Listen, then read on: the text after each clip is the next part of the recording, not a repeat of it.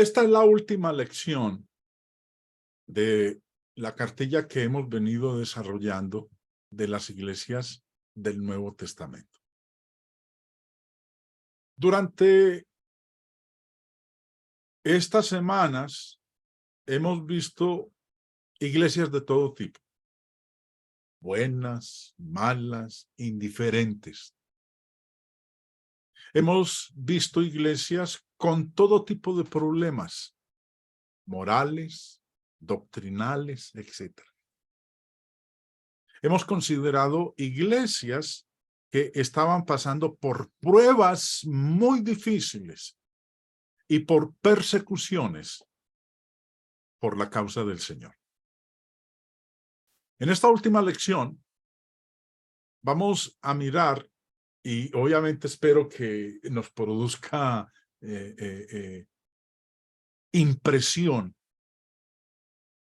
ese mundo futuro, ese glorioso mundo futuro para aquellos que sean fieles al Señor Jesucristo. Puesto que Jesús es aquel que finalmente triunfará sobre todos los enemigos. Aquellos que seamos sus seguidores y que estemos en comunión con Él, vamos a compartir la victoria final sobre las fuerzas de Satanás. Apocalipsis. El último libro en el Nuevo Testamento. Y es un libro único. Está escrito en lenguaje altamente figurado y simbólico. Y el Espíritu Santo, a través del apóstol Juan, hizo uso de varias clases de bestias, de diferentes fenómenos atmosféricos, de calamidades en la naturaleza, de guerras y semejantes para representar eventos reales. El primer versículo del libro del Apocalipsis empieza diciendo la revelación de Jesucristo. Ese es el título que Juan da a su libro. Revelación. El término revelación viene de esta palabra griega.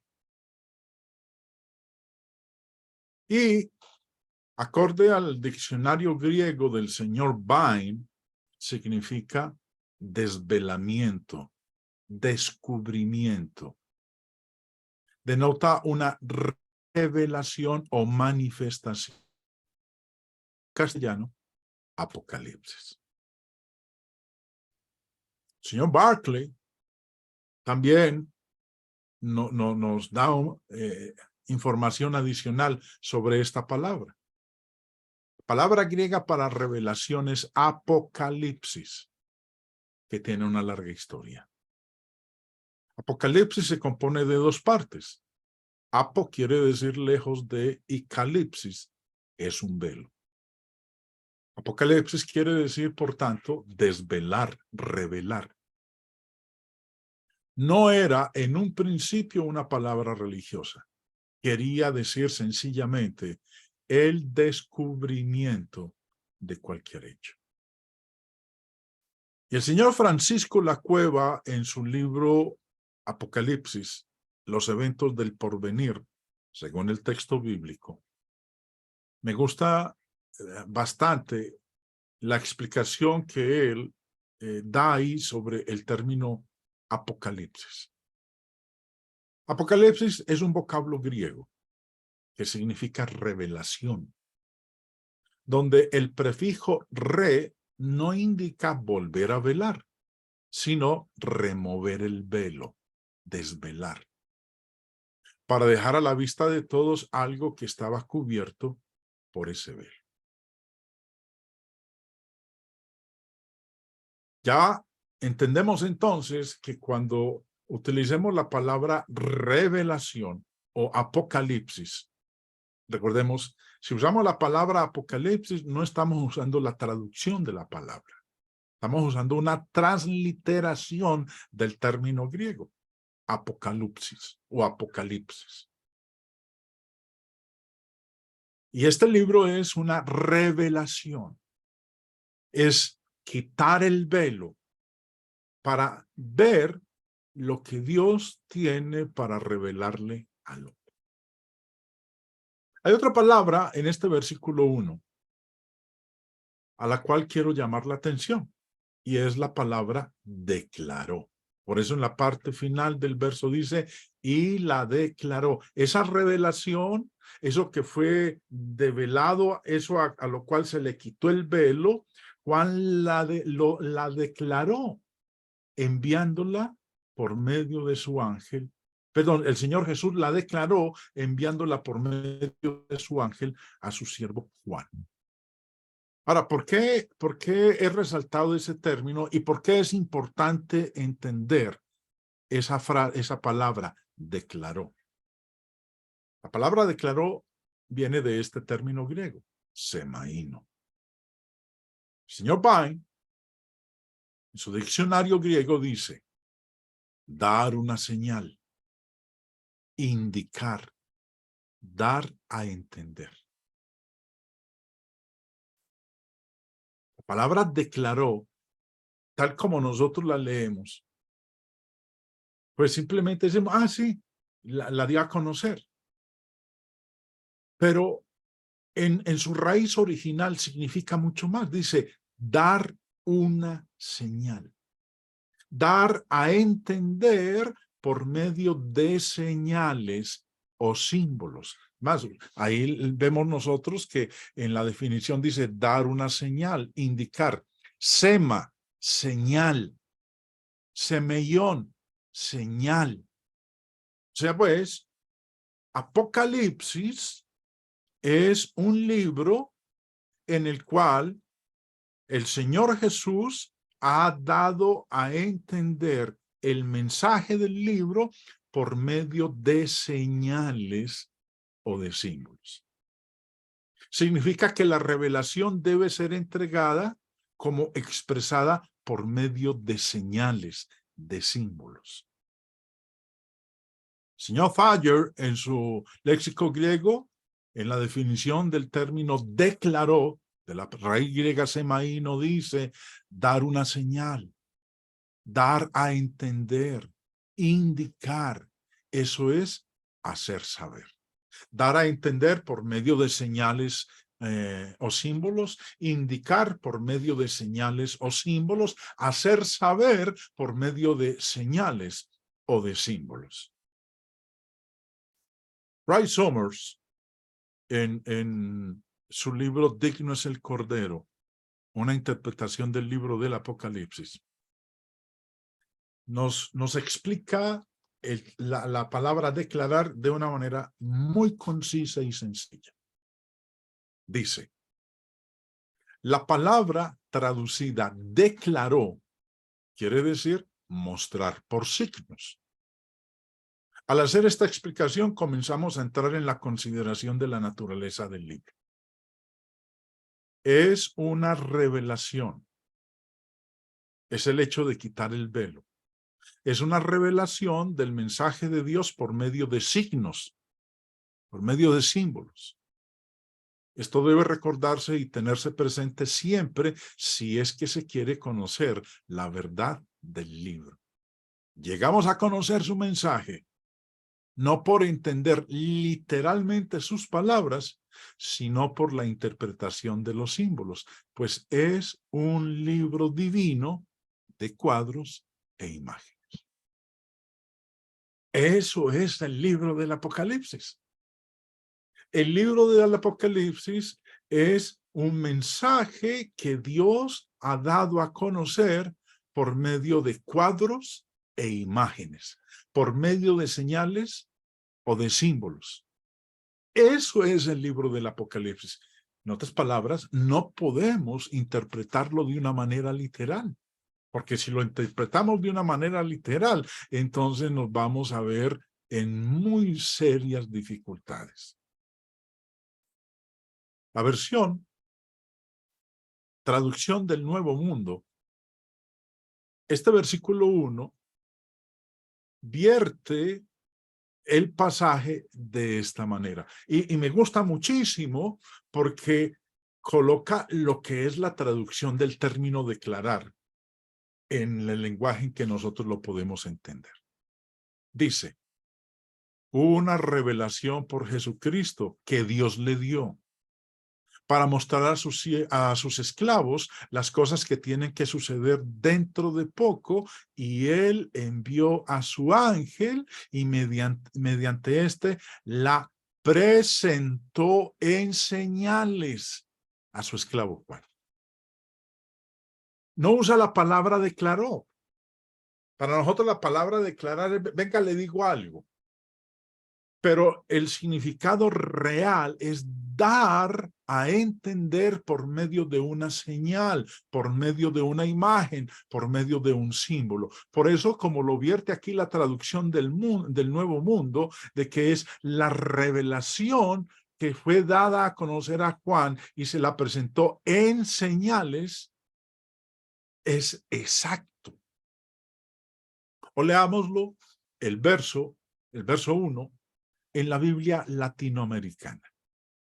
Apocalipsis de Jesucristo. Dios le confió esta revelación para que enseñara a sus servidores lo que va a suceder pronto. Él envió a su ángel para que se lo transmitiera en forma de visiones a su servidor Juan. Si ignoramos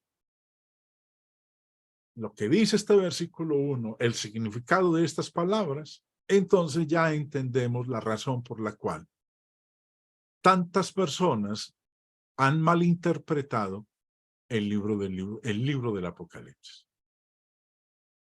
Ahora, es la convicción, hermanos, de este servidor, que el Apocalipsis debe interpretarse a la luz de la condición de las iglesias durante la época del emperador romano Domiciano. En la página web del Ancla del Evangelio, como en el canal de YouTube del Ancla del Evangelio, están todas mis lecciones en video del libro del Apocalipsis. Así que, si quiere usted estudiarlo, ya sabe que en mi canal o en la página web del Ancla del Evangelio está disponible ese material. Si quiere ahondar más en el estudio del libro. La lección de hoy no está designada para discutir todo el libro del Apocalipsis, sino para enfatizar lo que es evidentemente el tema que abarca. ¿Cuál? ¿Cuál es el tema que abarca? La victoria completa de Jesús y de su iglesia sobre Satanás con todos sus colaboradores. Apocalipsis nos habla de que todo adversario es conquistado por Cristo. Llámese poderes políticos anticristianos, fuerzas religiosas anticristianas, la influencia del pecado, el mundo inmoral sin limitación. Todos los enemigos, aun la muerte y el Hades, son enfrentados y derrotados por nuestro Señor Jesucristo, quien es Rey de Reyes y Señor de Señores. El libro cierra con las escenas del juicio de todos los hombres y describe los destinos eternos de los salvos y de los perdidos. ¿Cuáles eran las condiciones en ese tiempo cuando se escribió el Apocalipsis? Fue escrito durante el tiempo en que los cristianos estaban siendo perseguidos de una manera cruel y rigurosa por el emperador romano Domiciano, posiblemente alrededor del año 95-96 después de Cristo. William Barclay, en su comentario al Nuevo Testamento del Apocalipsis, nos da detalles de cómo eran las condiciones en ese tiempo y dice: en la época en que se escribió el Apocalipsis, el culto al emperador era la única religión que cubría la totalidad del Imperio Romano. Fue a causa de la negativa de los cristianos a aceptar sus exigencias que se empezó a perseguirlos y se los asesinó en grandes cantidades. La esencia de este culto era que el emperador reinante, en cuanto a encarnación del Espíritu de Roma, era divino. Una vez por año, todas las personas que vivían en el imperio debían comparecer ante los magistrados para quemar una pizca de incienso ante el busto del emperador y decir: César es el Señor. En otras palabras, es Dios. Negarse a quemar esa pizca de incienso y negarse a decir César es el Señor no era un acto de irreligiosidad, sino un gesto subversivo de deslealtad política. Claramente los cristianos no podían llamar a César Señor porque Cristo era su único Señor y Salvador. Por eso fueron afligidos, fueron perseguidos, fueron masacrados, muchos perdieron sus vidas por causa de Cristo. Apocalipsis fue escrito para fortalecer y estimular a los cristianos a mantener su lealtad a Jesús. Porque la victoria final ciertamente sería de ellos a través de Cristo, el Cordero Conquistador. Aún si tuvieran que morir, aún así serían los victoriosos, porque como Jesús dijo en Apocalipsis 2:10, sé fiel hasta la muerte, y yo te daré la corona de la vida. La lección de hoy, hermanos, tiene que ver con el juicio final y con las bendiciones que van a disfrutar los fieles al Señor. Mientras la iglesia está en el mundo, rodeada por las fuerzas hostiles que tratan de destruirla. Satanás, recordemos, es el archienemigo de Cristo y de sus discípulos. Y cuán consolador debe haber sido en el primer siglo saber que Cristo está en su trono y que aquellos que permanezcan leales a Él ganarán la victoria, y cuán alentador es saber hoy día esa misma verdad. Vamos entonces, en lo que resta de la lección, a mirar varias realidades, promesas, consuelo que Dios tiene para nosotros. Y empecemos hablando de algunas realidades acerca del día del juicio. Hay un día del juicio. Dios nos ha amado tanto que envió a su Hijo para que muriera por nosotros. Con un propósito, que nosotros podamos ser salvos. Es razonable que el hombre espere ser juzgado por sus acciones.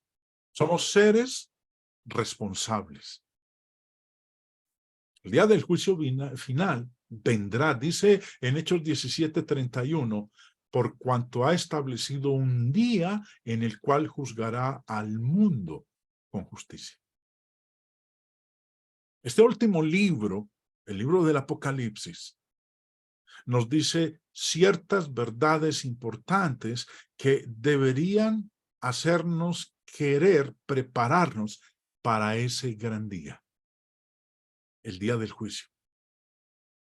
Este día debería volverse muy importante para nosotros si hemos obedecido al Evangelio y estamos esforzándonos por ser leales a Cristo.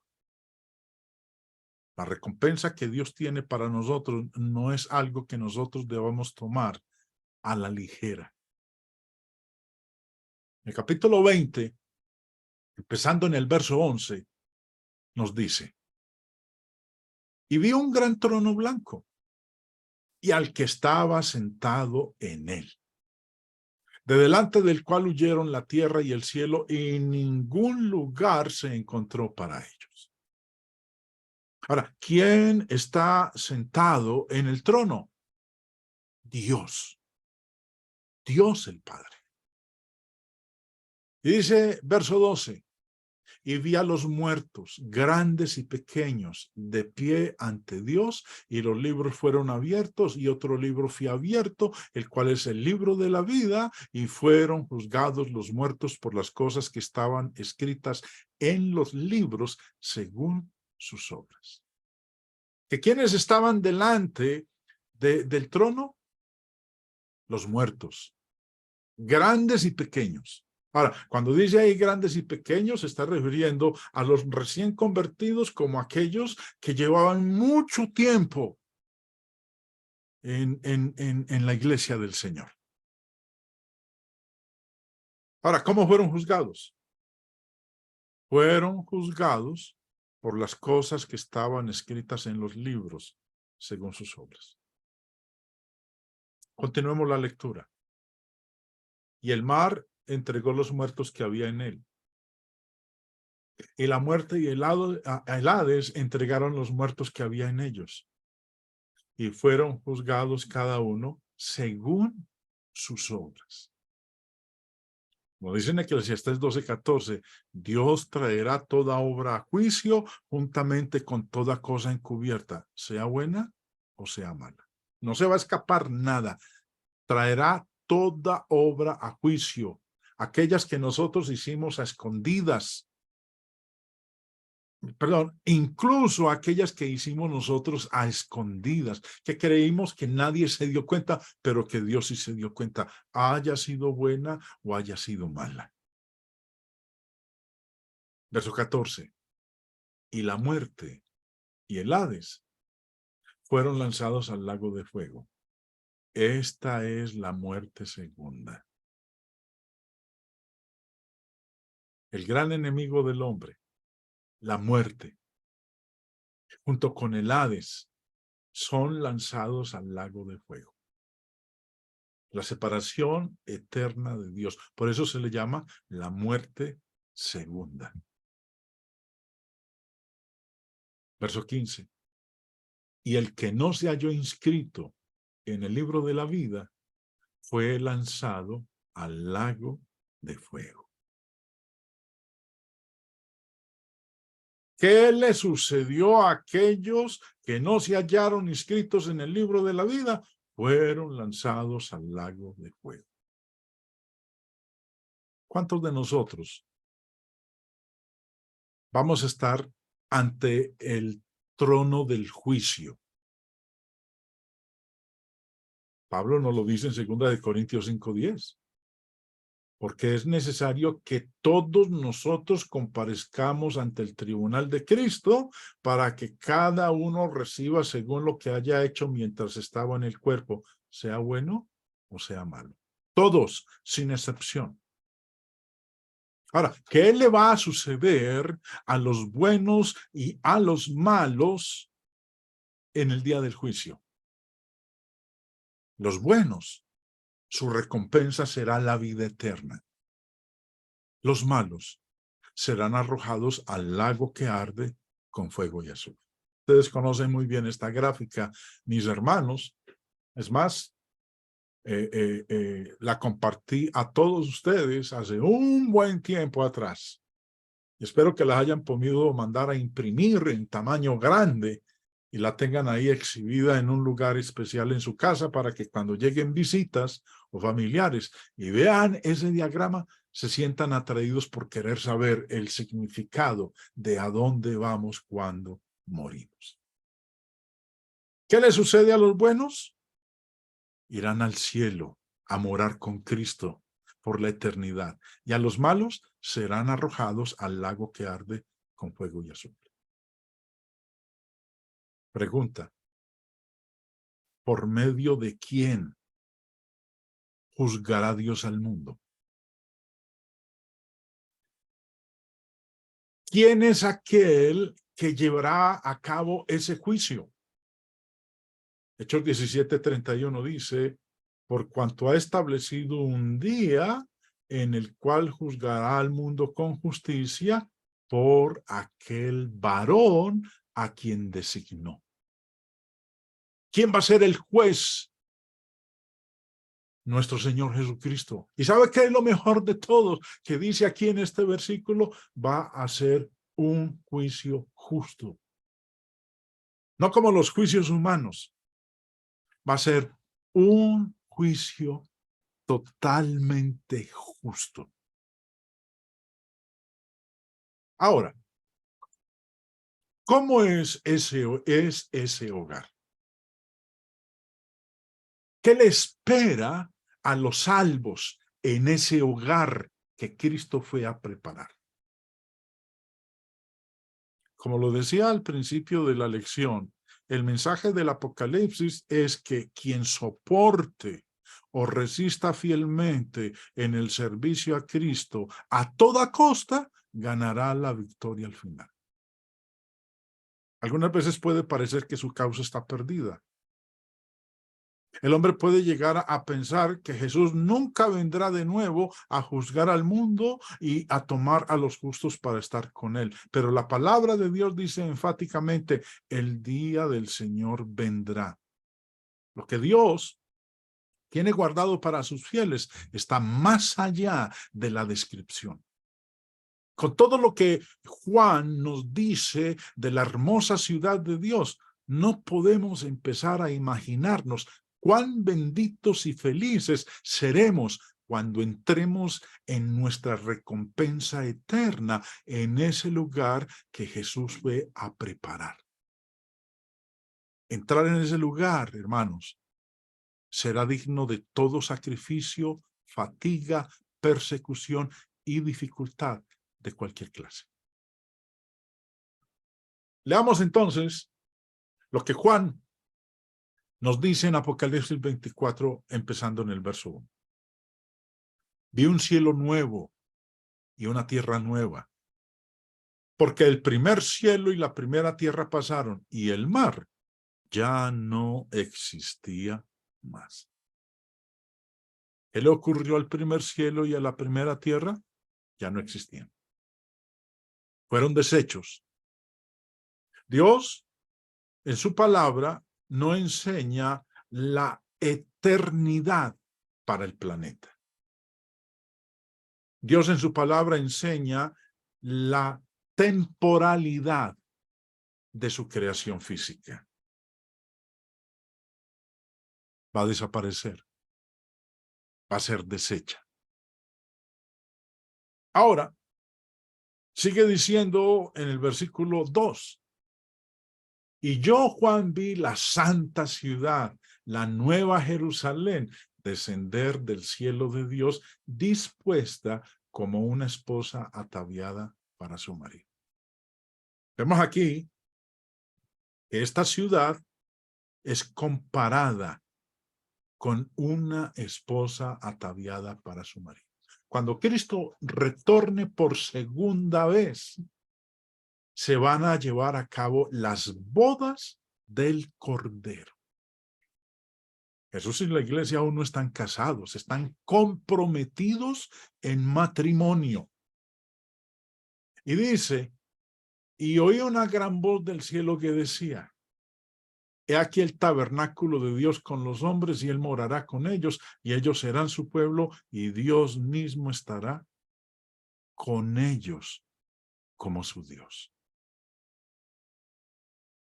Aquí nos está mostrando la cercanía y la comunión estrecha que existirá entre Dios y sus redimidos. Ellos serán su pueblo y Dios mismo estará con ellos como su Dios. Y también nos dice, hermanos, en el verso 4, enjugará Dios toda lágrima de los ojos de ellos. Y ya no habrá muerte, ni habrá más llanto, ni clamor, ni dolor, porque las primeras cosas pasaron. No vamos a experimentar lo que hoy experimentamos en este mundo físico. Todo eso pasará. No veremos en el cielo lo que estamos acostumbrados a sufrir: la muerte, el llanto, el clamor, el dolor. Eso no va a existir en el cielo. En el capítulo 21, a partir del verso 23, nos da más detalles y dice: la ciudad no tiene necesidad de sol ni de luna que brillen en ella, porque la gloria de Dios la ilumina y el Cordero es su lumbrera. Y las naciones que hubieren sido salvas andarán a la luz de ella, y los reyes de la tierra traerán su gloria y honor a ella. Sus puertas nunca serán cerradas de día, pues allí no habrá noche, y llevarán la gloria y la honra de las naciones a ella. No entrará en ella ninguna cosa inmunda o que hace abominación y mentira, sino solamente los que están inscritos en el libro de la vida del Cordero. Vemos entonces que en la ciudad celestial de Dios no habrá absolutamente nada que pueda echar a perder la felicidad y el gozo de los salvos. Todo lo que cause dolor o tristeza de alguna clase desaparecerá. Todas las cosas que nos hagan llorar estarán ausentes. Vamos a disfrutar de la completa compañía con Jesucristo, con Dios el Padre y con todos los santos redimidos de todas las épocas.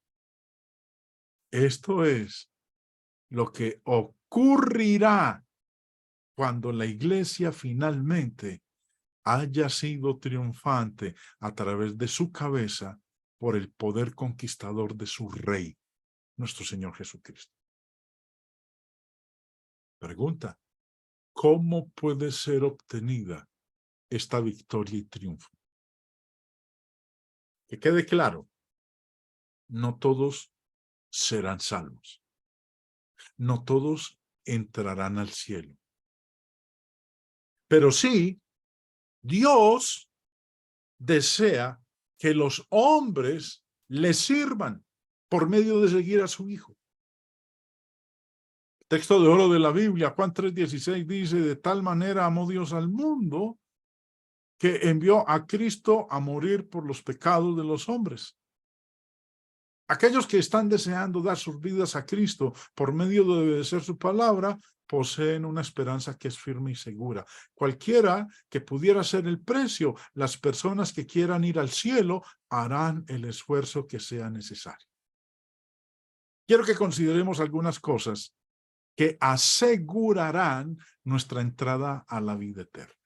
Número 1, a través de Cristo, el cristiano debe ser vencedor. Debe vencer todo lo que Satanás coloque delante de él. Las tentaciones por seguir los deseos de la carne, las persecuciones, las desilusiones, la mala influencia de nuestras amistades que tienen una mentalidad mundana y todas las otras oposiciones. Quiero que notemos unas pocas de las promesas que Cristo ha hecho a aquellos que venzan. Apocalipsis 2:7, el que tiene oído, oiga lo que el Espíritu dice a las iglesias. Al que venciere, le daré a comer del árbol de la vida. Verso 11, el que tiene oído, oiga lo que el Espíritu dice a las iglesias. El que venciere, no sufrirá daño de la segunda muerte. Apocalipsis 3, verso 4. Pero tienes unas pocas personas en Sardis que no han manchado sus vestiduras y andarán conmigo en vestiduras blancas porque son dignas. El que venciere será vestido de vestiduras blancas y no borraré su nombre del libro de la vida y confesaré su nombre delante de mi Padre y delante de sus ángeles. Hay tres cosas por medio de las cuales han vencido los mencionados. Apocalipsis 12:11 dice: y ellos le han vencido. 1, por medio de la sangre del Cordero. 2, por medio de la palabra del testimonio de ellos. Y 3, menospreciaron sus vidas hasta la muerte. Por medio de la sangre del Cordero, por medio de la palabra del testimonio de ello y por medio de haber menospreciado sus vidas hasta la muerte, fue que vencieron. 2. El cristiano debe esforzarse por mantener su vida pura y sin contaminación.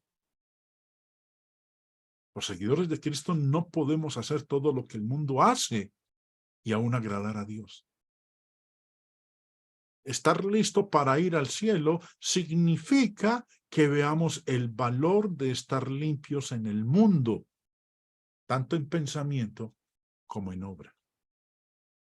Decía Apocalipsis 3:4, pero tienes unas pocas personas en Sardis que no han manchado sus vestiduras. Ahora, ¿cómo emblanquecieron sus vestiduras? ¿Cuál es el privilegio que se les da a aquellos que no han manchado sus vestiduras? Capítulo 7, a partir del verso 14 dice, yo le dije, Señor, tú lo sabes. Y él me dijo, estos son los que han salido de la gran tribulación y han lavado sus ropas y las han emblanquecido en la sangre del Cordero. Por esto están delante del trono de Dios y le sirven día y noche en su templo, y el que está sentado sobre el trono extenderá su tabernáculo sobre ellos.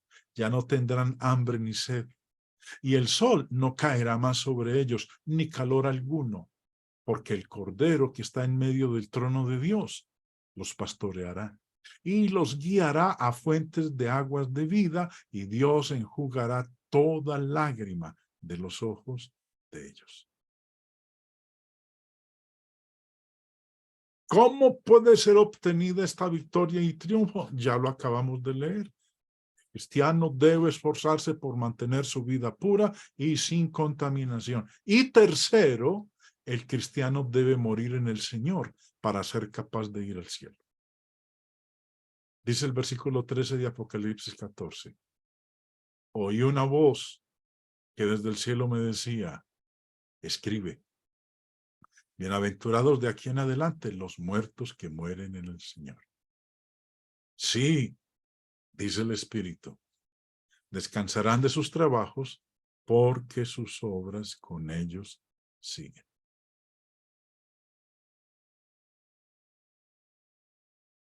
Es tan importante para una persona que viva correctamente después de obedecer al Evangelio, como lo es el ser bautizado en Cristo.